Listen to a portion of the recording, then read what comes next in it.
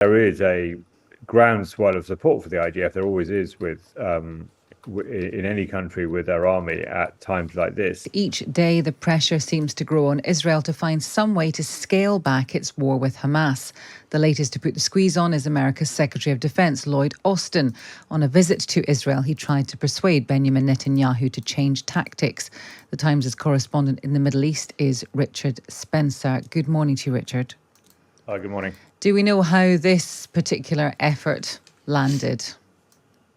This particular effort was quite soft on compared to some of the mood music that's going on in the background.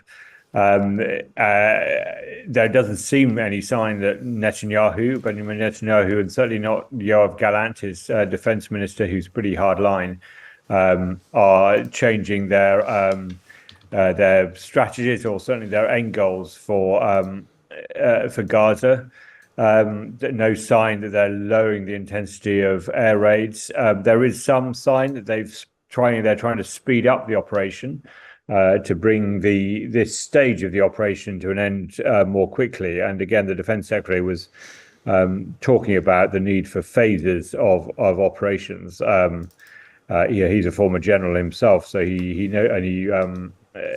served in Iraq, so he knows what he's talking about in terms of urban conflict and asymmetric warfare. So I expect there was a fair amount of technical conversation going on about how this war could be managed better. I don't suppose the Israelis have any intent on stopping it, though. Is it then, I don't know, more symbolic than consequential that people like Lloyd Austin and others are saying things that they wouldn't have said a month ago? No, the crudest version is that there's a political reason behind it. President Biden's facing an election in less than a year's time, and a lot of his Democratic base is very unhappy with him for supporting Israel so strongly, and are saying they won't vote at the next election. So he's kind of concerned about that. He's got himself in a classic position of being in the middle, because obviously he's being criticized from the right for not defending Israel enough. So he really does want the whole thing to be over. And you'll see today there's going to be a vote at the UN Security Council, and there are attempts to have a resolution that will be critical of Israel and, call for peace in some way that America can at least not veto, and the rest of the Security Council get behind, possibly even including Britain, which abstained on a ceasefire resolution last time. These are all incremental things. They play to a longer-term political dimension of the war in the Middle East, the war in Gaza, the American relations with Middle Eastern countries. I think that's what this is all about, rather than specifically expecting Netanyahu and the Israeli army to say, okay, we give in, we'll stop now.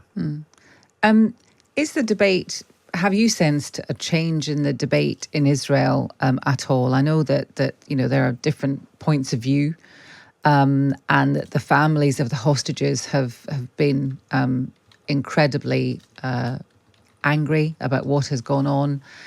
With the 3 hostages who were accidentally killed, have you noticed a change in the debate in Israel at all? Yeah, it's a polarized debate already, of course, in Israel, and that has really raised questions about what people are being told about the IDF. Plenty of critics of the IDF already in Israel, of the way it operates. That's really brought home the arguments of those who say that the IDF is not as well trained and as conscientious in the way it operates as it ought to be. Of course, there is a groundswell of support for the IDF. There always is with in any country with their army at times like this. So there's not the breadth of the discourse you see outside of Israel, saying this hostage incident shows something much more deeply corrupt, but it is raising questions, definitely.